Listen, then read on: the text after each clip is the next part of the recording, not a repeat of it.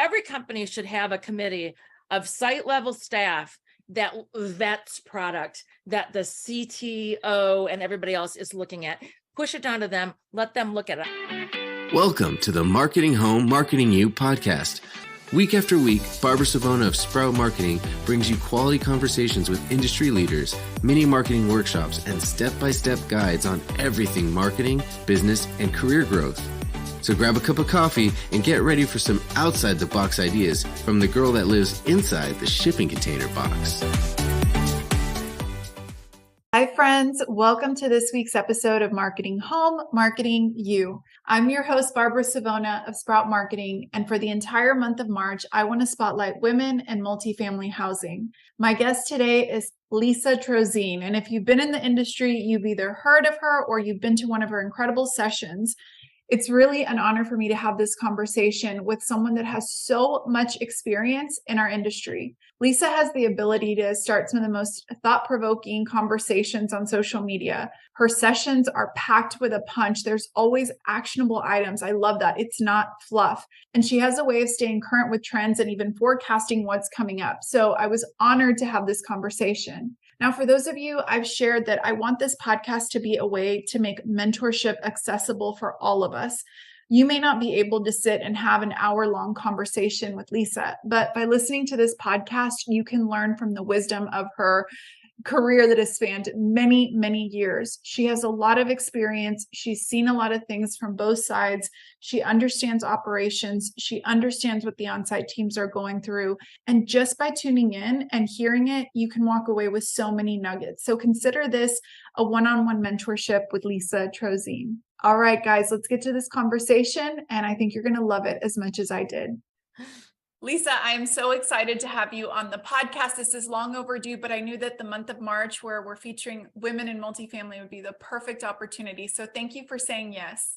Oh, my pleasure. Sorry it took so long for us to finally pull this together. No, this is great. And I think there's so many things I want to dig into today, but one of my questions that I've been so curious about is, where for you do passion and proficiency come together in your career? So what you love and what you're really good at. I am really, really good at sales. Okay. And I think I've been good at sales since I was a little kid. I think I was a born salesman because I love to talk. Anybody you talk to will say that about me. They're like, will she ever shut up? I love to talk. And I love meeting new people and finding out what they love. And when you meet new people and you find out what they love and you get into that groove, you just kind of say, oh man, we could have been friends. We should have met 30 years ago. We could have been best friends then.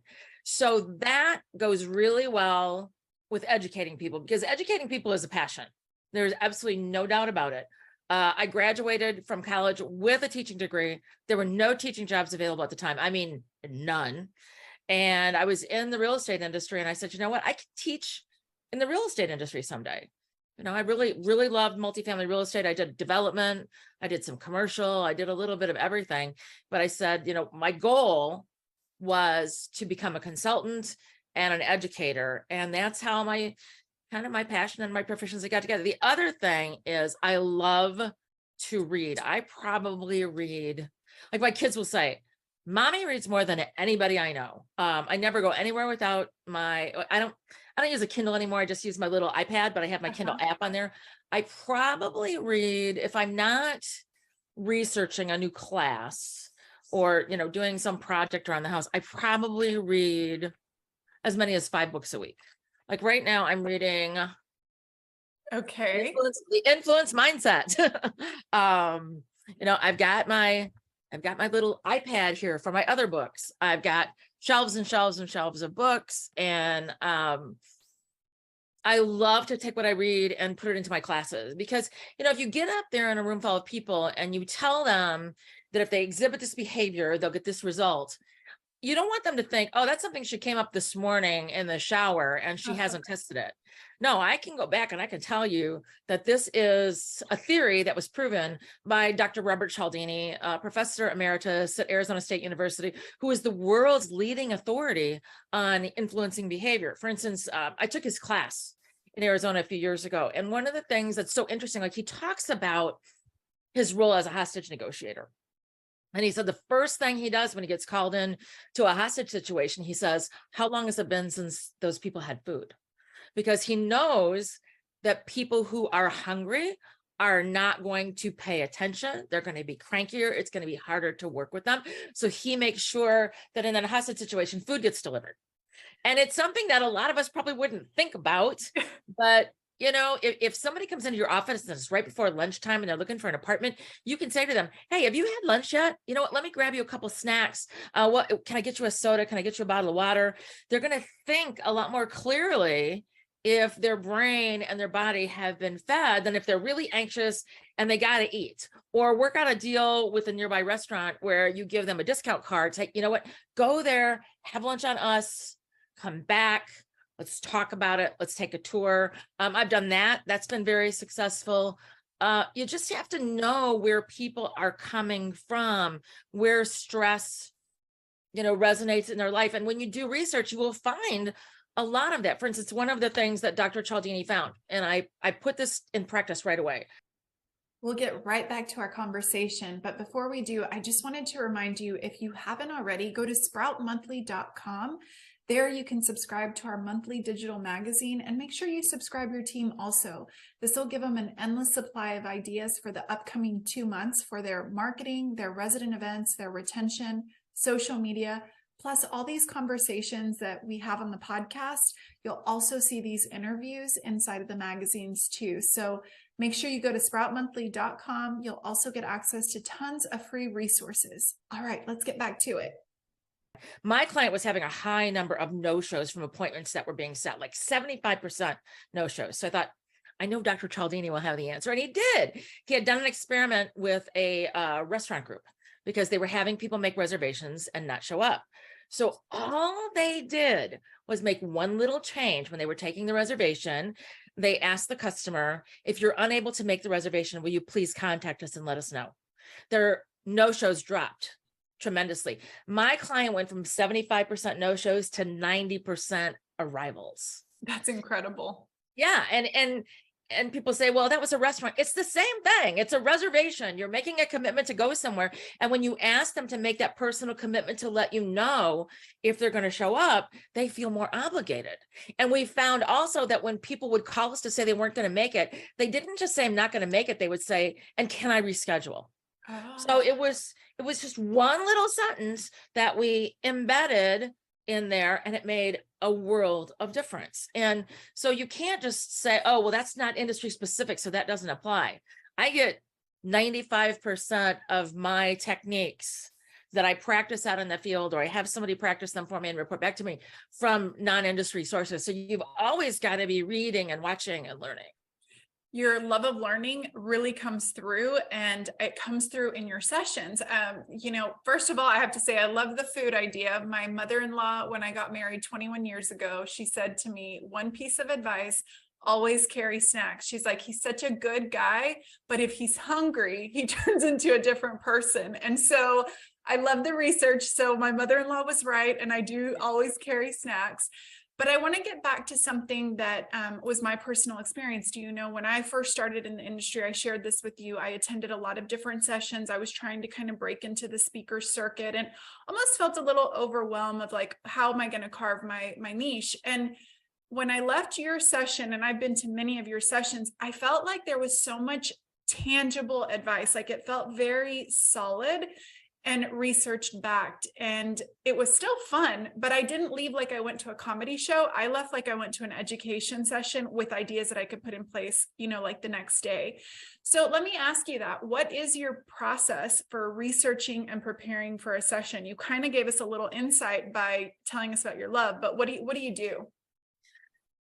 A lot of times I will see something and that will inspire me to write a class. Like I was watching Shark Tank. And Shark Tank has kind of jumped the shark for me. I hate to say it, because now when everybody comes in to do their product, they're all gimmicky and they do these. It was so much better when they would go in and they would have their personality out there and you really saw the person. So it's kind of, to me, there's not as much value in that show as there used to be. But I remember watching the show one night and there was a woman on there, she was selling designer maternity gowns. All right. Now, my children are adopted. I've never given birth. I have no idea what it's like to give birth, but I asked my friends later, I said, after you have a baby, do you want to change your gown into like some designer looking gown so you look great in your pictures? And they're like, no. That sounds That's terrible. the furthest thing from your mind. You know, you're with your baby and you're with your partner and your family, and you're just, it's this moment. And the last thing you feel is like, does my hair look good? Does my gown look good? You know, do I have lipstick on my teeth? Because you don't have any lipstick on. So I'm watching this woman talk about these designer maternity gowns. And that question I asked my friends was later, but all the sharks, and she's really annoying. And all the sharks are like, I'm out. So the last shark left is Barbara Corcoran. And the woman looks at her, she goes, Barbara, you're my last hope. And Barbara goes, okay, I like the concept, but this is what you would have to do. And she gives her like 3 things. And the woman was really stubborn. She was like many entrepreneurs. She was so married to her idea that she loved the sound of her own voice more than anything in the world. And she wasn't about to take any suggestions. And I see that a lot in my consulting. And so Barbara gives her the suggestions. And the woman goes, no, I'm not going to do it. And so Barbara goes, okay, you won't take, she said, I'm out and I'll give you the reasons why. She said, you won't take my suggestions, da-da-da-da-da. She said, and I don't like the idea of having to work with you. Yeah. And it was like an aha moment. So I yelled at my husband, like, oh, stop it. So you don't get through it. Stop. I said, rewind it. So he rewinds it. And I'm writing down exactly what she said, word for word, because for me, that was like to overuse, like if you're playing consultant bingo, here's the word. It was an epiphany for me. Trosien said it was a watershed moment. I'm like, likability has so much to do with whether or not people buy your product. So I wrote a whole class on that called Like You, Like Me. Because if you like me and I like you, we're going to work well together. If we don't like each other, even if you like my apartments, chances are you're not going to rent from me because you know you're going to be stuck with me in that leasing office for probably a year if I'm still there. So you can actually make yourself more likable. There's an entire science to it. So that class teaches you how to be more likable. Wow. So I kind of want to segue because you have obviously done many things right in your career. I think when you have, there's people that have longevity, but they don't have, they're not still connected in the same way. I find that you have longevity, but you're always bringing new ideas and innovations, and you're always connected to the pulse of multifamily. What do you attribute to your success? I'm always looking at the pain points for the renter and the pain points for the staff. But you have to look at it. You can't just look at it with a generic overview. If you want to do something that's going to revolutionize the industry, you've got to look at it a lot more than through this tiny little Google lens that you put together. So I'm always listening to horror stories, and my daughters both rent. So I've learned a lot from their experiences. You look at the different softwares and the different products and different people that are out there, and you say, this has legs. This could work. This one, I've told people on the phone, I'll sit through a demo and I'll say, you know what? You're not ready yet. I can't in good conscience recommend you to anyone. You've got a great idea. If you've launched it already, your clients that you've launched it to are probably suffering because you're making some mistakes, and come back to me in 2 years and let me look at it again. Yeah. Sometimes they're not ready, but they're so excited about their product. So you've just got to always be looking at what's out there and who's doing what, and listen to the management company people and listen to the people on site. The site people really know it more than anything. They really do. And one of the problems our industry has is the Proptech companies are up here, and they call on the CTOs and the CIOs and the CMOs and the CEO Badobo, whatever. There's so many C jobs out there now. And those people buy it and they push it down to the regionals, and then the regionals push it to the sites, and the sites didn't get the sell and don't understand why they're supposed to use it. So by the time it gets deployed, it doesn't work because the site doesn't understand how it works. So the site calls their regional and says, I hate this product. It doesn't work. I'm not going to use it. And then you have a failure. The site staff needs to be, every company should have a committee of site level staff that vets product that the CTO and everybody else is looking at. Push it down to them, let them look at it. I'm not talking about a beta. I'm talking about looking at it at first blush. Is this worth it? If you're going to end up with 6 different logins, no, it's not worth it to anybody. That's such a good point, because initially, even when we started, we found that we'd sell to, executive level or even the regional, and then the buy-in wouldn't happen from the site. And eventually you would have it, fizzle out. And so I think, year 3, we made a shift, and we actually, because of our price point, went straight to the property manager. And what we found is that when the property manager bought in and was the one selling it to their regional or their C-suite level, it would stay for, years. Like we've had clients they're for 10 passionate. years. They're the ones that are bought into it. So I love that you bring that up. And it sounds like with your career, it's been a lot about listening, problem solving, finding the nuances of problems. And then I also appreciate that you're very truthful. So I've seen that even in sessions or Okay, in not posts. everybody calls it truthful. Not everybody calls it truthful. What do they call it? Direct. Well, I find that it's very refreshing because I feel that if you share something, I know that it's been vetted and that you've given it, your honest feedback. So how do you keep that? How do you keep that balance when, you're someone that sponsors look to, vendors look to? How do you keep your authenticity in check?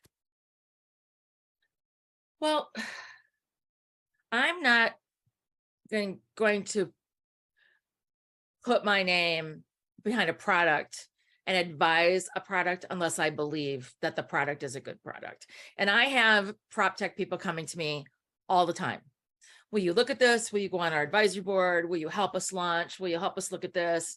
And if I don't think that, like the one product I said, it's not ready. Right. It's absolutely not ready.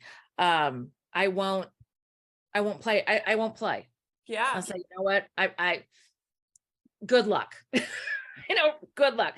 But there are some people who, if they're behind a product, I know the product's good, like Terry Slattery. Terry Slattery has been in the industry for so long. He's an industry icon.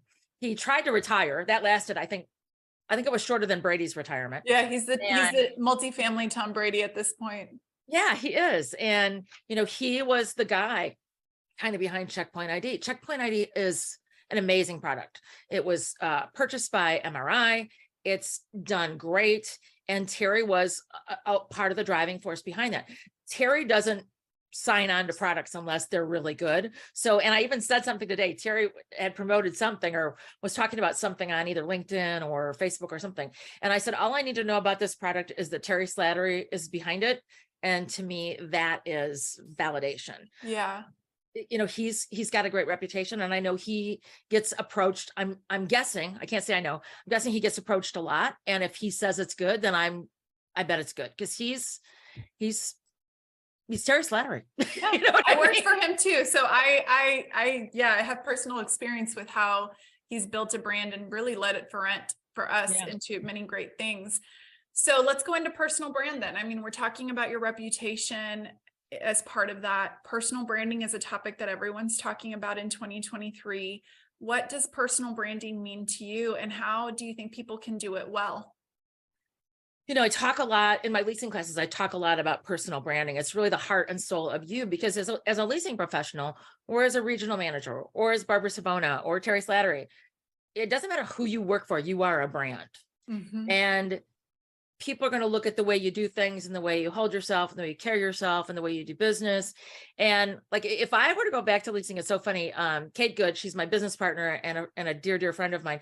We were talking about that if we were to go back on site, we both would do something like always wear pearls.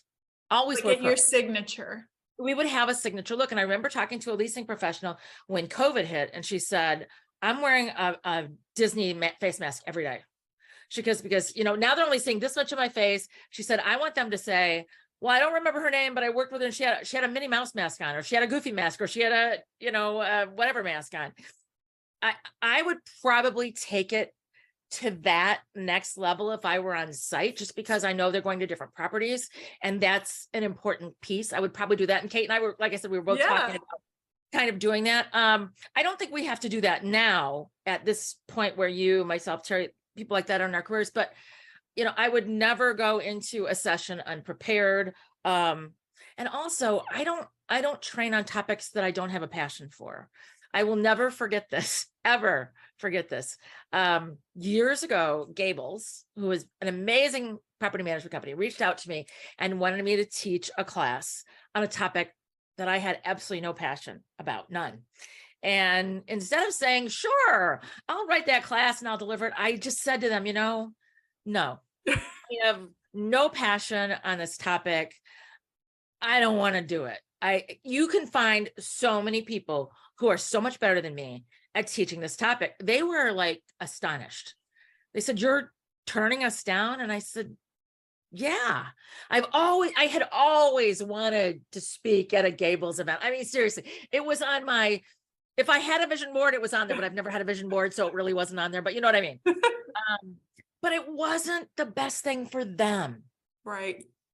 So for me, my brand is to stay true to who I am. I don't go to industry events and drink a lot. You'll never, ever see me doing that. It's just not something that I do. People were talking about dry January, and I said, I've had dry November, December, and if people want to drink, that's fine. It's not your thing. It's not my thing. I'm not going to go to an industry party and stay till 3:00 in the morning and have somebody say, oh, you were so much fun because you were so wasted. You're never going to hear that about me. Because that's not who I am. I just, I like to have fun. When I teach my classes, like I went to visit a client one day during COVID. They were reopened, but the owner said, can you just stop by, trip the staff? They're kind of suffering a little bit. And they said, but you have to wear a mask. And I said, no, of course I'll wear a mask. I have no problem with that. So I went to the property, I went in, and this was the mask I wear.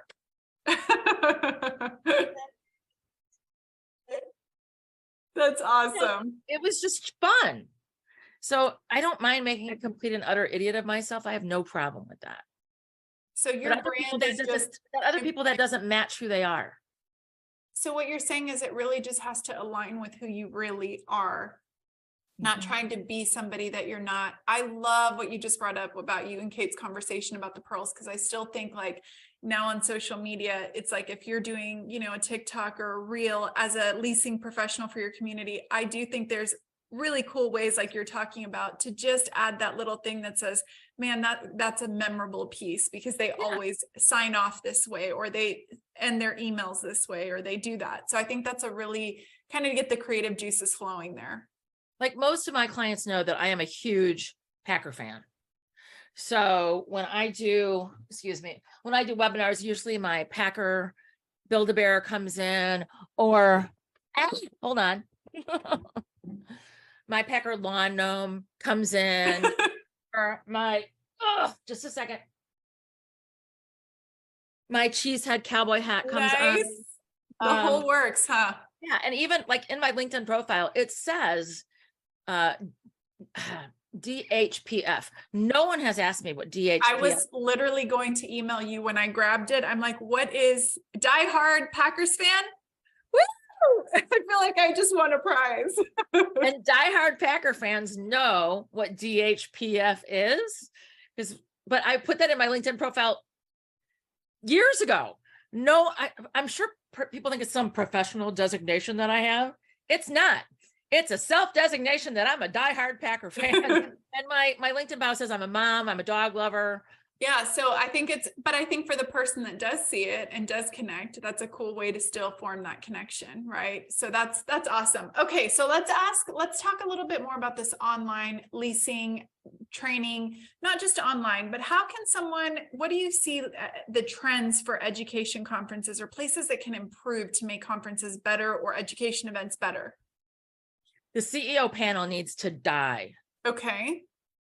Because people are so sick of the CEO panel. The 4-person panel just kind of needs to go away. I've seen a lot of statistics on that people do Yeah. not love the 4-person panel because they don't feel they get to dig in of any substance on anything.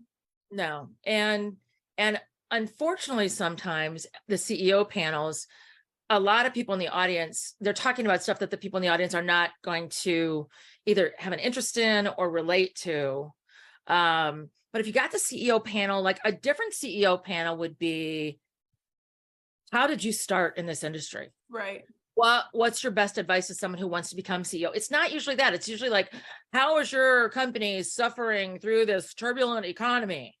And how are you cutting expenses and raising rents? I mean, I think we need to be more human with a lot of our sessions. And I'm not just talking about wellness. For instance, what did you do that you had to take over a property that was struggling? What's the first thing you did? I remember a friend of mine. I can't remember.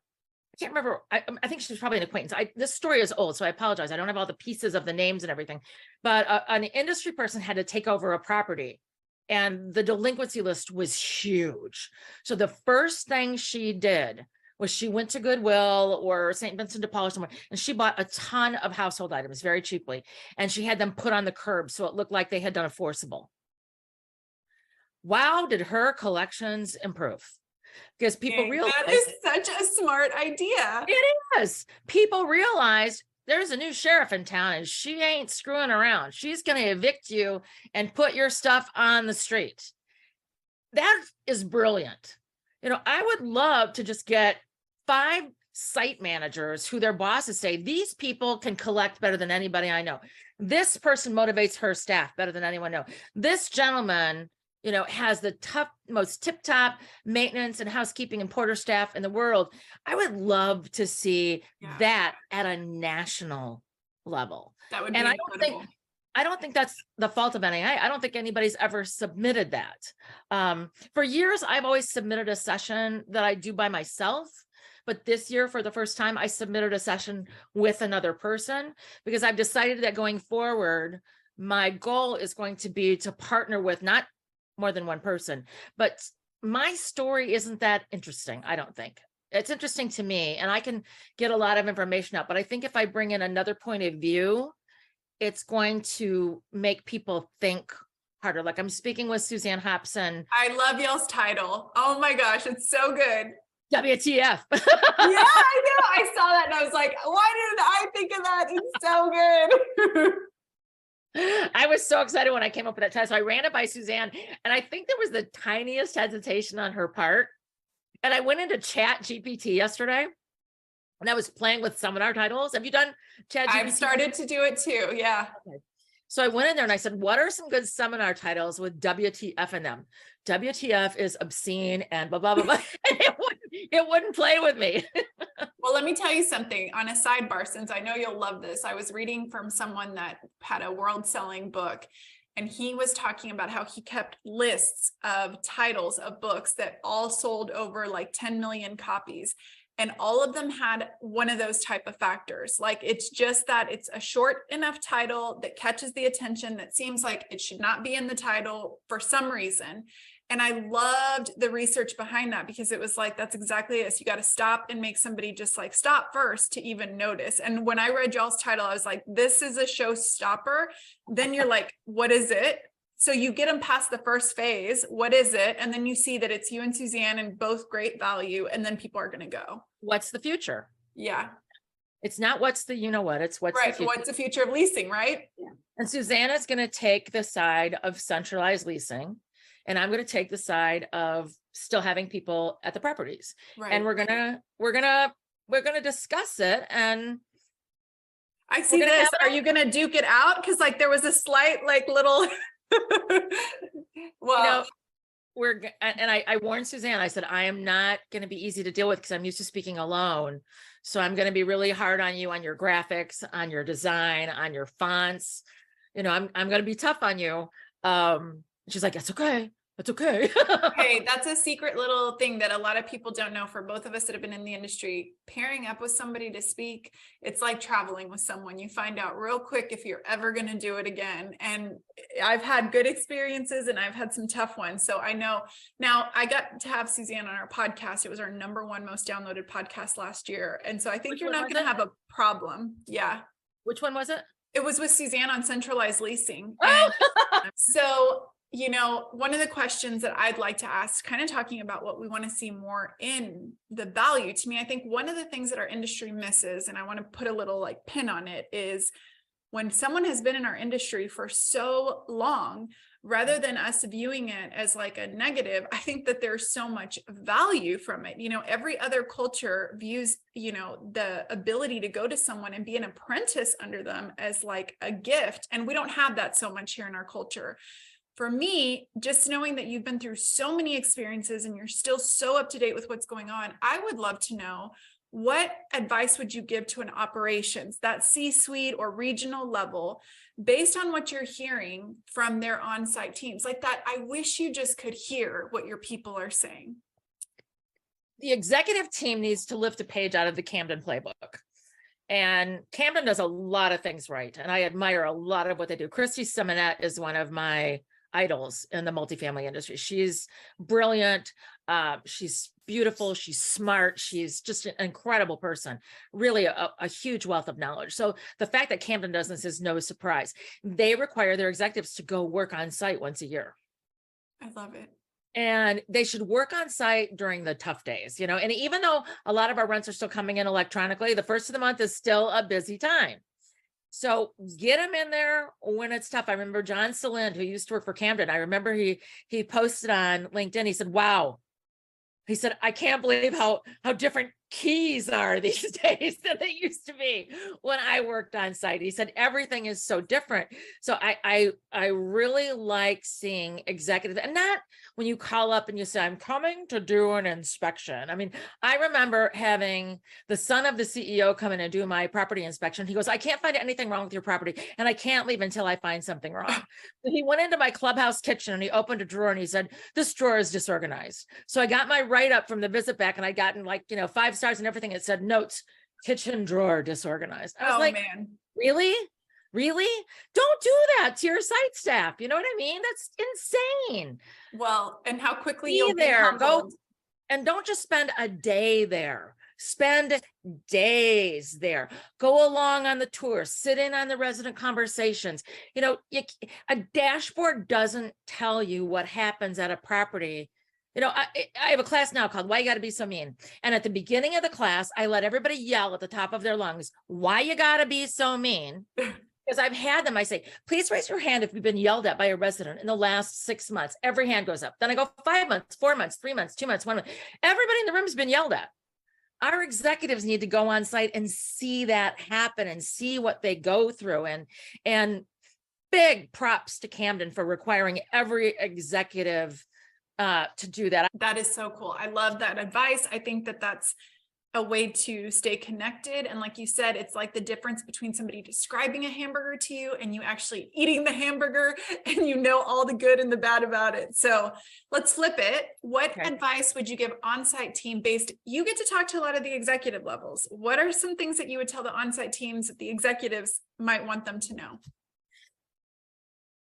One of the things that I see a lot when it comes to me from the site staff, it's usually frustration. I've been trying to get this changed, get this fixed, get this adjusted for months. Nobody's listening to me. What should I do?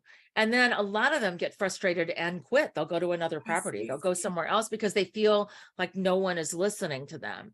And I said, you know what? Just be a squeaky wheel. Keep being a squeaky wheel, keep bringing the squeaky wheel. Communication is the root of 99% of problems. And you've got to make sure that communication level between corporate and on-site stays clean and stays clear. And site level staff, don't give up. Don't give up. You will. And it's not that you're not important, that you're not heard. Sometimes it's that the communication gets busted up into little pieces along the way, or your message isn't getting to the right person. Don't give up. And I will tell you this, before your next review, get online, look at what the salary ranges are for your position. Look at what bonuses are being paid for your position in your market. And when you go to that review, you lay out what your expectations are for a salary, and you lay out your successes. If you can say, I leased 752 apartments in the last 2 years, or whatever it was. I did this, I did that. You list those successes and those strengths, and that manager or that supervisor that's doing your review is A, going to be really impressed with your abilities, and B, they're going to be prepared they're going to be impressed that you prepared for the review and know your worth. Love it. Advocate for yourself. And I love the idea of keeping a track, every week. What did you do, so that you have this wealth of, a stack? It's like, instead of just saying it, you really have this data to showcase it. That's great advice, Lisa. So I just want to wrap up, because, you teach on leasing. I feel like you have such a unique perspective. So you're having to hand this note card to a brand new leasing professional, and it has no more than 3 sentences on it. What advice are you giving them? So this is going to test your conciseness. 3 sentences or less. Sentences or 3 words. I said 3 sentences, but if you want to really make it tough, but I think 3 sentences. It's a new leasing agent. What do they need to know? Continuously shop your comps. Okay. Own an amazing pair of flat shoes. Love it. Take your lunch. Beautiful. It should be take your lunch hour. So is there anything else you want to leave us with as we wrap up this great conversation? Am I forgetting anything? I know, I think we covered like A to Z, but we could probably do another hour. But people might be done with us by then. A lot of people ask me why I don't do a lot of podcasts. This is only the second one I've done. Wow. Okay. And I typically say no. I don't do a lot of them because, with the exception of yours and Mike Brewer's, when I look at a lot of them, people are all interviewing each other. And you're not going to learn by interviewing each other all the time. Interview the barista at Starbucks who, and I'm not saying I'm not saying do your own podcast. I'm saying, if you want to learn, talk to the barista at Starbucks and say, how do you maintain such a happy attitude all the time? Ask the Uber Eats driver if this is a side gig or their full-time gig, and then ask why. Talk to people and ask them how they got into their business and what they like the best out of it and what they don't like the best out of it. I remember one of the greatest lessons I ever learned in my life, and I teach this in one of my classes, was something that my dad told me. Today is my dad's birthday, by the way. I think he's been gone now about 5 years. And I remember one day, he was a veterinarian, and I remember I was in his clinic with him because I used to hang out with him. I was a daddy's girl. And I used to hang out with him when he was having office hours. And I remember a woman came in with a pet, and she was just beside herself because the pet was ill. And you have dogs, don't you, Barb? I have dogs and pigs and chickens and everything. Okay. Well, when your pet or your animal gets sick, they can't, it does, it hurts. It hurts right here because they can't tell you what's wrong and what's bothering them. And a woman came in and she was just a wreck. And I had actually taken a call earlier from someone from my dad. Their pig had swallowed a button and it was choking to death. And they were horrified. And so I talked to them on the phone. I got my dad on the phone. He'd gotten them through. He'd gotten the pig to expel the button, everything else. But I remember I said to him, how do you treat these animals when these people come in and they're so distraught and they're not listening to you? They're holding their pets so tightly, and my dad has to, extricate the pet from them and examine the pet, and the whole while the person's, a lot of times they're sobbing, they're just beside themselves. He said, I have 2 patients. I have the pet and I have the person. And until I can get the person to calm down, I can't treat the pet.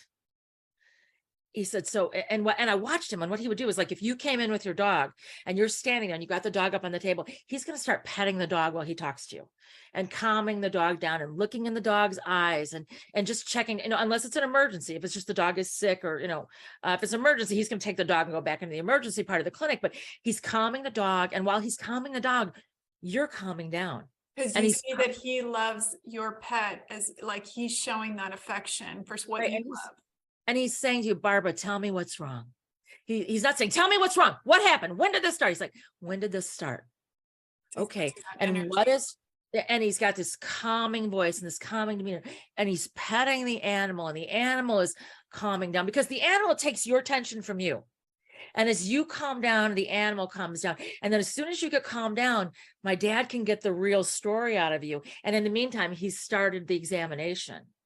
And then he can tell you, he'll say, well, I need to take the animal in the back. I've got to do some x-rays. So can you wait out? Can you wait out in the waiting room? I'll be just a minute.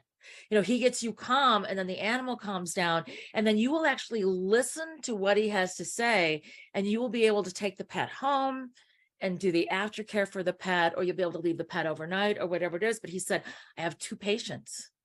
So I teach that you have your customer and your customer's problem. You can't solve your customer's problem until you calm your customer down. It's beautiful. So it's customer first, problem second.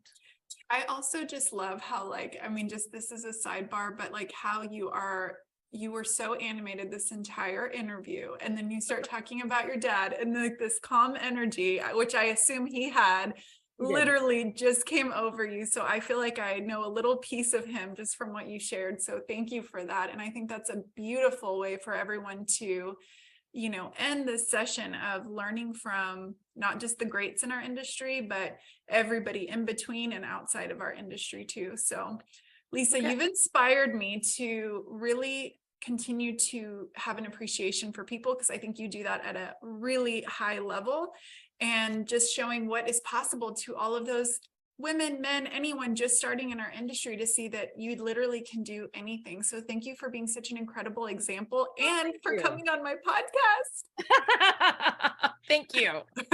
I'm going to hold that over some of my other colleagues if I can. I'm teasing. No, this has been a great conversation, and I can't wait till we get to spend a little bit of time in person too. All right. And are we going to talk about stretching? Well, okay, before we wrap, so people can hear, tell me about the Stretch Lab. As you get older, you lose flexibility. And I started researching stretch. You know me, I had to research it. So I started researching stretch labs, and it's assisted stretching. And it is incredible the amount of energy and the increased flexibility I've gotten since I started going. They had a deal. They had a 1-hour stretch for $39. I'm like, why not?